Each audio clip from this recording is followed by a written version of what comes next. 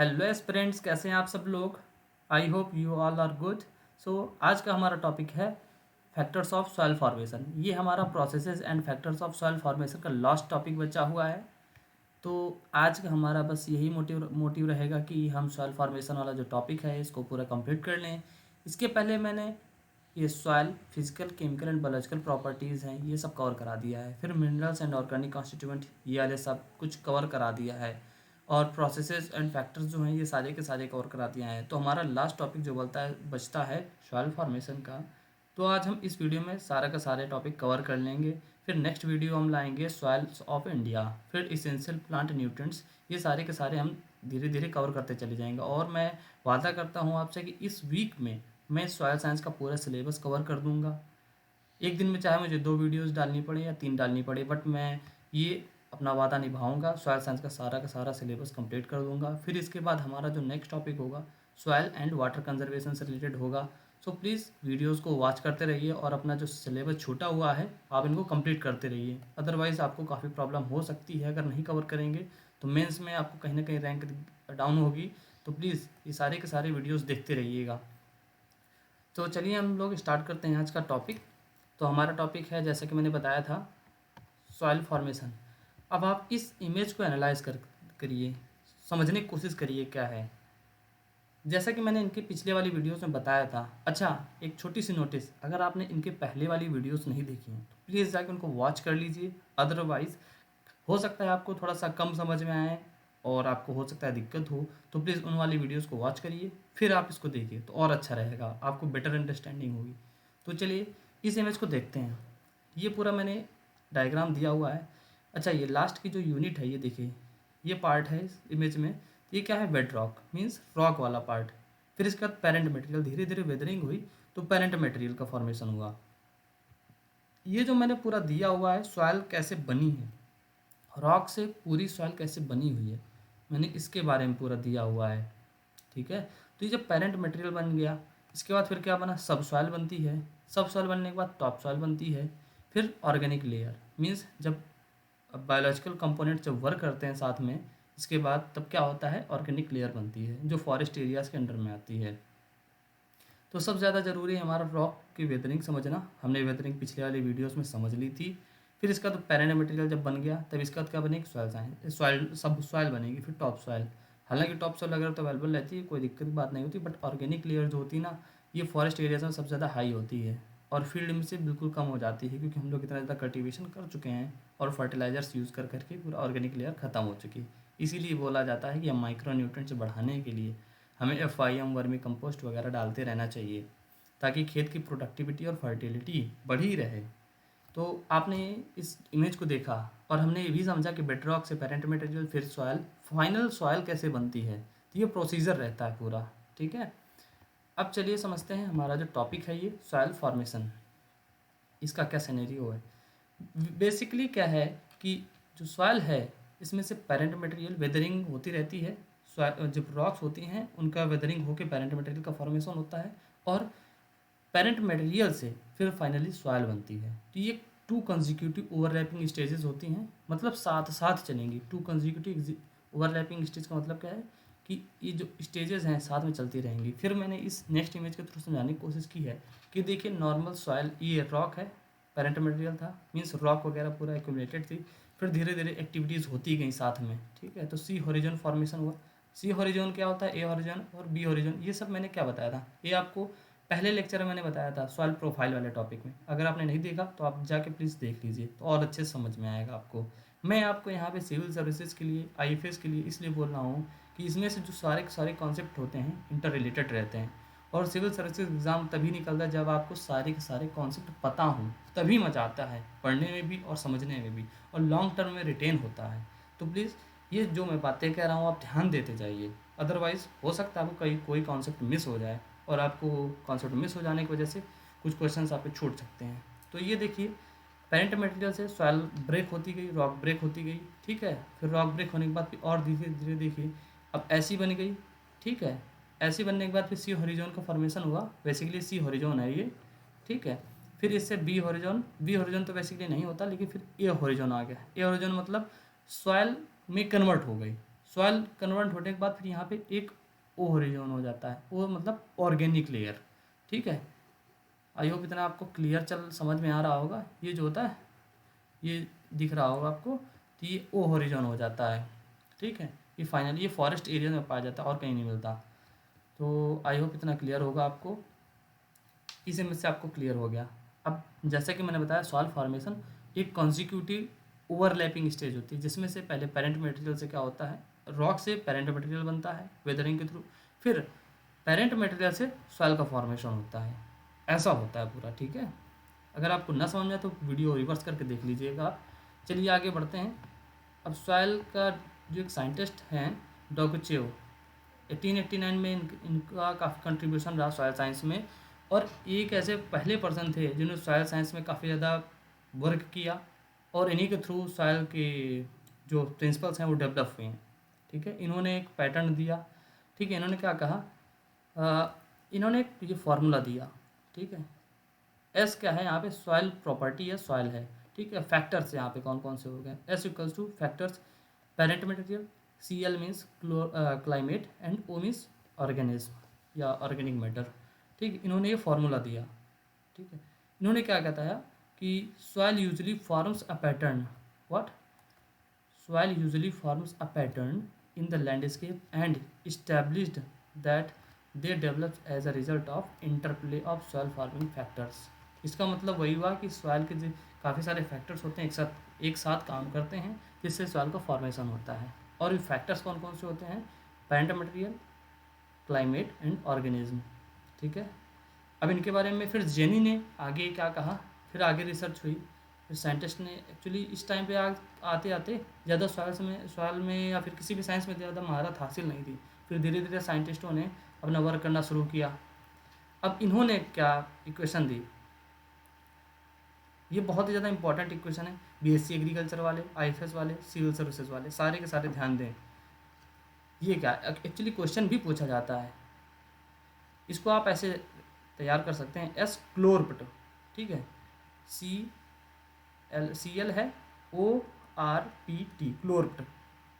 ठीक है, soil equals to factors of क्लोरप्ट।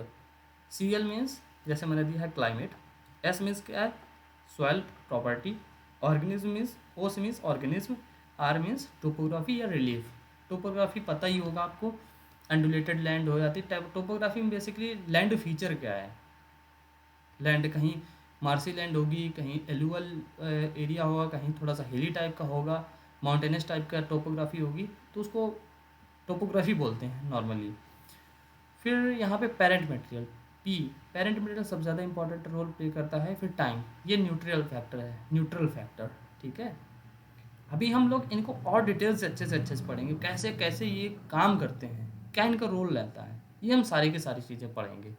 अच्छा, आपको अगर ये ध्यान दे रहे होंगे तो मैंने क्या डेफिनेशन दी थी, जेनी थे, फर्स्ट लेक्चर में मैंने सॉइल की डेफिनेशन जो दी थी इन्हीं के हिसाब से दिया हुआ था, कि इन्होंने क्या किया था, अपने एक फार्मूला डिराइव किया, इस फार्मूले के बेस पे ही पूरे डेफिनेशन दी थी कि सॉइल बेसिकली क्या है। अब हम फिर से समझ लेते हैं एक बार, अगर आपने पिछले वाले वीडियोस में नहीं पढ़ा है, तो soil is a dynamic natural body having properties derived from the combined effect of climatic biotic activities as modified by topography acting on parent materials over a period of time। ठीक है, clear हो गया होगा आपको कि इन्होंने बताया कि सॉइल एक नेचुरल बॉडी होती है, नेचुरल डायनामिक बॉडी होती है, जिसकी जो प्रॉपर्टीज़ होती हैं ये क्लाइमेट और बायोटिक एक्टिविटीज़ के थ्रू मॉडिफाइड होती हैं। ठीक, और ये over the period of time modify होती चली जाती हैं। फिर इनके बाद इन्होंने दूसरे साइंटिस्ट आए जोफे, इन्होंने बहुत ज़्यादा वर्क किया, फिर इन्होंने बताया, फिर आगे फर्दर स्टडी करी और बताया कि एक्टिव फैक्टर्स कौन कौन से होते हैं और पैसिव फैक्टर्स कौन कौन से होते हैं। और ये आपके इंपॉर्टेंट हो जाते हैं किसके लिए, आईएफएस के लिए और यूपी पीसीएस वाले ध्यान दें, क्योंकि आईएफएस और यूपी पीसीएस दोनों में पूछा गया था active factors and passive factors. ठीक है, active weathering and passive weathering, जैसा कि मैंने पिछले वाले उसमें वीडियोस में दिखाया था पीवाईक्यूज़, आप पीवाईक्यूज़ उनसे देखते जाइएगा। ठीक, तो एक्टिव फैक्टर्स में कौन कौन से हो जाएंगे, क्लाइमेट, वेजिटेशन या organism, means climate and organism. फिर पेरेंट मटेरियल या एंड रिलीफ और टोपोग्राफी, रिलीफ और टोपोग्राफी एक ही होता है, एंड टाइम। एक्चुअली टाइम को यहाँ पे न्यूट्रल फैक्टर में रखा गया है, बट यहाँ पे इन्होंने कैटेगराइज कर दिया है टाइम को पैसिव में से। Active means directly role play करता है और passive means indirectly role play करते हैं। ठीक है, तो ये हमने समझा। हमने क्या क्या समझा अभी तक? डोकिचेव ने क्या फॉर्मूला दिया था, उन्होंने क्या डेफिनेशन दी, फिर जेनी ने क्या दिया था। और हाँ, अब डेफिनेशन जब आपको लिखनी हो, सॉइल साइंस के बारे में लिखना हो, अगर आपको डेफिनेशन वगैरह के बारे में आता है तो आप जेनी को कोट करिए, फिर ये डेफिनेशन लिख दीजिए, आपको मार्क्स अच्छे मिल जाएंगे। ठीक है, फिर एक्टिव सॉइल फॉर्मिंग फैक्टर्स, ये क्या होते हैं, इनके बारे में हमने जाना भी। तो क्लाइमेट, फिर बायोटा या ऑर्गेनिज्म या फिर वेजिटेशन, कुछ भी बोल सकते हैं। ठीक है, या बायोटा बोलने पे ज़्यादा इजी है। क्लाइमेट में दो फैक्टर्स होते हैं इंपॉर्टेंट, कौन कौन से? टेम्परेचर, ठीक है, और रेनफॉल। एक्चुअली रेनफॉल और टेम्परेचर दो सॉइल को इस तरह से मॉडिफाई कर देते हैं, ये दोनों फैक्टर, कि सॉइल का जो पूरा नेचर होता है इन दोनों के ऊपर डिपेंड होता है। अगर इन दोनों ने वर्क अच्छे से किया, इनका फेवरेबल इन्वायरमेंट, अगर क्लाइमेटिक कंडीशन अच्छी है तो सॉइल अच्छी बनेगी, लूमी बनेगी, या इनका बेसिकली मटेरियल बदल जाता है, इनका प्रोसेस पूरा बदल जाता है, या केमिकल प्रॉपर्टीज़ बदल जाती हैं। अच्छा, आप समझते हैं क्या है कि temperature and rainfall are two climatic agents that influence the process of soil formation, directly और इनडायरेक्टली। बेसिकली डायरेक्टली करते हैं। Amongst all the soil forming factors, climate perhaps is the most influential in the soil development. Clear? Climate affects the soil formation directly or indirectly. Directly climate तो affect करता है, actually यहाँ पे 27 wrongly लिख गया है। Soil formation by supplying water and heat to react with parent material. Actually होता क्या है, जैसे कि मैं बताता हूँ कि रॉक हो गई, ठीक है, ये रॉक हो गई, अब इसमें हीट वगैरह पड़ी, ठीक है, हीट पड़ती है तो क्या वेदरिंग होती है, हीट एक्सपेंशन एंड कंट्रैक्शन होता है, तो वेदरिंग होती रहती है, छोटे छोटे पार्ट्स में बदल जाता है, तो ये पेरेंट मटेरियल हो गया। क्या होगा? PM, parent material basically. और ये रॉक्स, मैं शॉर्ट में लिख दे रहा हूँ, आप ध्यान देते जाइए। फिर पेरेंट मटेरियल से क्या बनेगा? फिर सॉइल बनती है, जैसा कि हमने पिछली इमेज में हमने समझा था, पेरेंट मटेरियल से सॉइल बनती है। जब ये दोनों फैक्टर्स वर्क करेंगे तब क्या होगा? एक्टिवली सॉइल का फॉर्मेशन होता है। अब आपको यहाँ से आई होप क्लियर हो रहा होगा। अच्छा, फैक्ट समझते हैं। ये क्या है कि अगर 10 डिग्री टेम्परेचर इंक्रीज़ कर गया तो क्या होगा? केमिकल रिएक्शंस जो होती हैं ये 2 से 3 गुना बढ़ जाती हैं, 2x और 3x, 2 to 3 टाइम्स इंक्रीज हो जाती हैं। फिर इसके बाद क्या हो गया? अगर रेनफॉल, हेवी रेनफॉल हो गई तो सॉइल को लॉस हो जाता है या ट्रांसपोर्टेशन होता है, इरोजन हो जाता है बेसिकली। ठीक है, स्लोपी लैंड में मान लीजिए ये एक, लेट मी क्लियर दिस,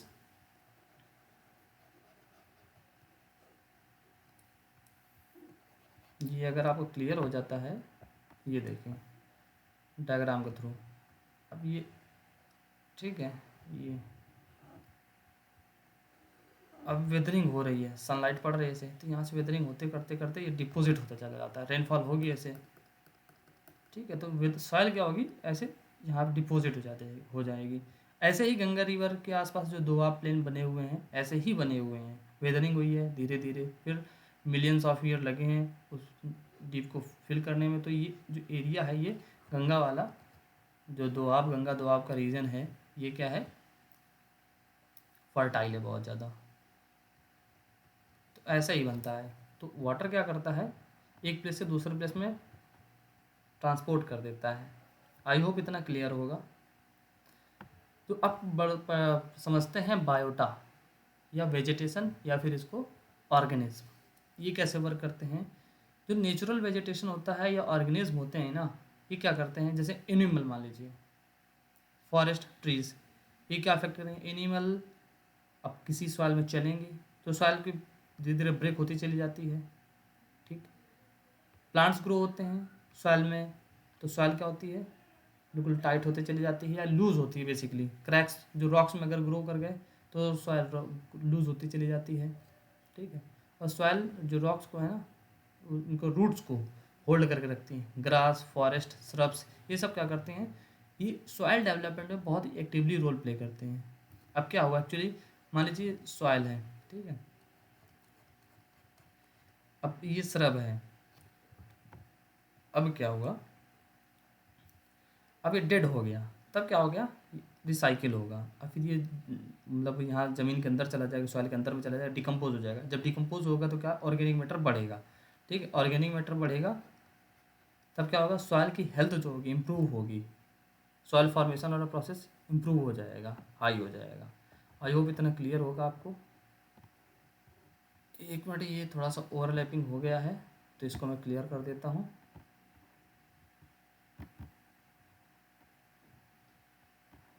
तो अभी तक हमने जो पढ़ा आई होप आपको क्लियर होगा पूरा।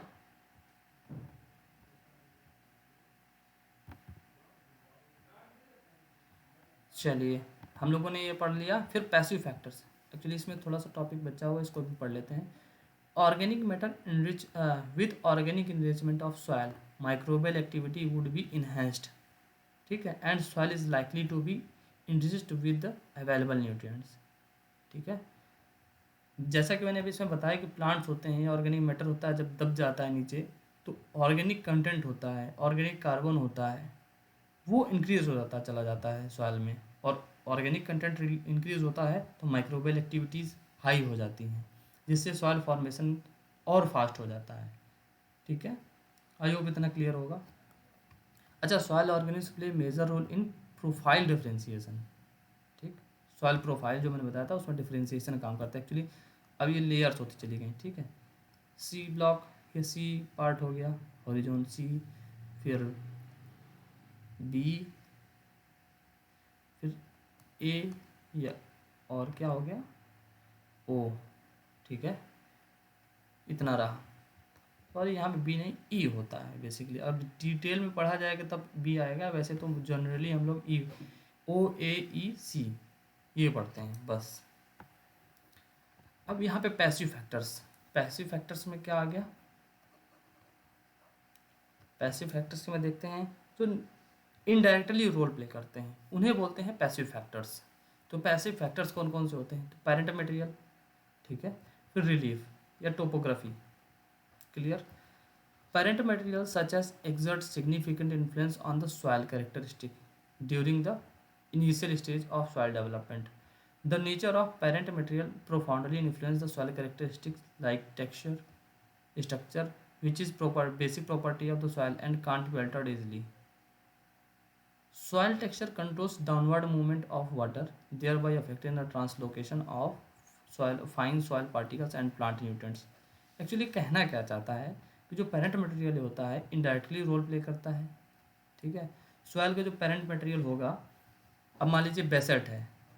ठीक है, बेसल्ट है तो उससे क्या बनेगा, रेड सॉइल बनेगी, या उसको दूसरे लैंग्वेज बोला जाता है, जो साइंटिफिक लैंग्वेज है सॉइल साइंस की, उसको अल्टी सॉइल बोला जाएगा। ठीक है, अब डिफरेंट क्लाइमेटिक कंडीशन रही तो रेड सॉइल बनेगी, और थोड़ी सी दूसरी क्लाइमेटिक कंडीशन रही तो क्या होगा, ब्लैक कॉटन सॉइल, जिसे वर्टी सॉइल बनते हैं। मतलब एक ही उससे, एक पेरेंट मटेरियल से दो टाइप के सॉइल बन रही हैं। ठीक है, अच्छा मान लीजिए यहाँ पे ग्रेनाइट है। ठीक है, उससे अगर सॉइल बनी होगी वेदरिंग के थ्रू, तब क्या होगा, तब सॉइल जो होगी एसिडिक नेचर की हो सकती है। बेसिकली उसका नेचर जो होगा एसिडिक होगा, मतलब पीएच उसका बिलो 7 होगा। क्लियर, अब बेसल्ट से जो बनती हैं थोड़ी सी बेसिक टाइप की सॉइल होती हैं। ठीक है, बेसिक मतलब बेस वाली। फिर एसिडिक इग्नियस रॉक्स, यहाँ पे जैसे बताया light textured podzolic soil, igneous rock से जो बनी हुई होगी सॉइल वो लाइट टेक्सचर होगा, और बेसल्ट वगैरह से जो कॉटन सॉइल होता है हेवी टेक्सचर रहता है इनका। फिर बेसिक इग्नियस रॉक जो होगी fine textured cracking clay soil, clay soil बनती है लेकिन फाइन टेक्सचर रहता है। क्लियर, आज होप इतना क्लियर होगा पेरेंट मटेरियल का रूल क्या रहता है। बस आप एग्जाम्पल जरूर कोट करिएगा, अदरवाइज क्या होगा ना, एग्जाम्पल्स क्या करते हैं कि आपको मार्क्स इनरिच करते हैं। मार्क्स आपको अल्टीमेटली मतलब टारगेट होता है कि आप मार्क्स गेन करें, ज़्यादा से ज़्यादा मार्क्स गेन करें। ठीक है, तो आप एग्जाम्पल्स ज़रूर याद रखिएगा, इसीलिए मैं एग्जाम्पल्स को ज़्यादा प्रायोरिटी दे रहा हूँ और कॉन्सेप्ट समझाने की कोशिश ज़्यादा कर रहा हूँ। फिर आ गया रिलीफ। ठीक है, topography relates to the configuration of the land surface and is described in the terms of differences in elevation slope. ठीक है, एक्चुअली मैंने अभी बताया था ना, तो क्या होता है ये टोपोग्राफी क्या होती है। अब प्लेट्यू वाला एरिया बन गया, ठीक है, ये प्लेट्यू बन गया, ठीक है, जो प्लेट्यू वाला ये रिवर बह रही है, ठीक है। अब ये हो गया माउंटेनस वाला रीजन हो गया। इस टाइप की जगह जो सॉइल बनेगी तो थोड़ी डिफरेंट होगी, तो टोपोग्राफी काफ़ी ज़्यादा वेरी करती है। अब डेजर्ट एरिया की सॉइल को कैसी होगी, उसमें क्या होगा, सैंड होगी, ठीक है। डेजर्ट में क्या होता है, रेनफॉल जो होती है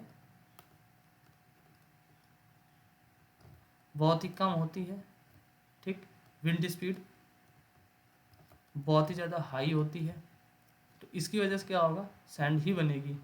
दूसरी केमिकल एक्टिविटीज़ जो होती है, केमिकल वेदरिंग होती हैं, वो काम नहीं कर पाती, केमिकल वेदरिंग अगर ही नहीं होती और बायोलॉजिकल एक्टिविटीज़ तो होती ही नहीं है, सीधी बात है। तो ये ऐसा ऐसा पैटर्न रहता है। तो टोपोग्राफी जो होती है किसी भी एरिया की, वो बहुत ज़्यादा इंपॉर्टेंट होती है सॉइल फॉर्मेशन में। क्लियर। यहाँ पे आप टाइम की बात करें, टाइम वैसे तो न्यूट्रल है, ठीक है, इसका कोई ज़्यादा रोल नहीं रहता। Over the period of time parent material, relief और क्लाइमेटिक फैक्टर्स ये काम करते रहते हैं, ठीक है। और टाइम के साथ क्या होता है, the length of time required for the soil to develop to the next layer called genetic horizons. Basically time के साथ साथ क्या, millions of billions of year हो जाते हैं, तो वेरियस लेयर्स बन जाती हैं, ठीक है। तो आप नीचे खोदते चले जाएंगे, नीचे अगर होल करेंगे अर्थ में तो क्या होगा, ऊपर सब सॉइल, ऊपर टॉप सॉइल मिलेगी, फिर सब सॉइल मिलेगी, फिर इसके बाद सी हॉरिजॉन मिलेगा। इस टाइप से हॉरिजॉन मिलते चले जाते हैं। तो टाइम एक न्यूट्रल फैक्टर होता है। मेन क्या कहता है, climate, nature of parent material, organism and topography, इन्हीं का मेन रोल होता है। तो आई होप इतना क्लियर होगा। आज के इस वीडियो हम लोगों ने क्या क्या समझा, सॉइल फॉर्मेशन कैसे होता है, कौन कौन से फैक्टर्स होते हैं, एक बार रिकैप कर लेते हैं इसको, ठीक है। डॉक्टर चेव ने डेफिनेशन दी थी। जो ये सॉइल फॉर्मेशन प्रोसेस होता है, ये कॉन्जिक्यूटिव ओवरलैपिंग स्टेजेस होते हैं, जिसमें से पेरेंट मटेरियल का फॉर्मेशन होता है रॉक्स के थ्रू और सॉइल का फॉर्मेशन होता है पेरेंट मटेरियल्स के थ्रू। दोनों एक साथ चलते रहते हैं, कभी ऐसा नहीं होता कि पहले एक बने फिर दूसरा चल दे, ठीक है। तो ऐसा होता है। फिर डॉक्यूचिव ने क्या डेफिनेशन दी थी, क्या फार्मूला था, जेनी, बहुत ज़्यादा इंपॉर्टेंट है, आप इसको ध्यान रखिएगा, ठीक है। जेनी का जो कॉन्सेप्ट है इसको ध्यान रखिएगा, और अगर एग्जाम में आए तो आप कोड कर दीजिएगा, और ये फार्मूला जरूर तैयार रखिएगा। बहुत ईजी है, बहुत ईजी है, ज़्यादा कुछ है ही नहीं, ठीक है। फिर इसमें से हम लोगों ने देखा था, जोफे ने एक्टिव फैक्टर्स और पैसिव फैक्टर्स में डिवाइड किया था सॉइल फॉर्मिंग फैक्टर्स को। एक्टिव फैक्टर्स में क्या, क्लाइमेट एंड बायोटा। क्लाइमेट में टेम्परेचर एंड रेनफॉल आया था, बायोटा में कोई वेजिटेशन ऑर्गेनिज्म ये रोल प्ले करते हैं। पैसिव में पेरेंट मटेरियल, फिर रिलीफ या टोपोग्राफी। फिर टाइम में क्या आया था, न्यूट्रल फैक्टर है, तो टाइम को हमने देखा था न्यूट्रल रहता है। Over the period of time soil का फॉर्मेशन होता चला जाता है और डिफरेंट डिफरेंट लेयर्स बन जाती हैं, ठीक है। तो हम लोगों ने ये समझा। नेक्स्ट हमारा टॉपिक होगा सॉइल टाइप्स इन इंडिया, ठीक है, कौन कौन सी सॉइल टाइप्स होती हैं। हालांकि आईएफएस में बहुत ज़्यादा पूछा जाता है, तो आप याद कर लीजिए, क्या भरोसा कब ना कहाँ क्वेश्चन आ जाए। और बीएससी एग्रीकल्चर वाले वो भी तैयार रखें, क्योंकि उनके फाइनल टर्म जो एंड टर्म एग्ज़ाम होते हैं उनके लिए भी इंपॉर्टेंट हो जाता है। और उनके लिए तो इम्पॉर्टेंट है ही, उनको तो कोई शक ही नहीं है, बट यहाँ पे मेरा टारगेट यूपीएससी वाले हैं, तो ज़रूर ध्यान दें। तो चलिए, आई होप आज का वीडियो आपको अच्छा लगा होगा, और नेक्स्ट वीडियो में हम जो टॉपिक बताया मैंने ये कवर करेंगे। So thank you for watching this video, and मिलते हैं नेक्स्ट वीडियो पे।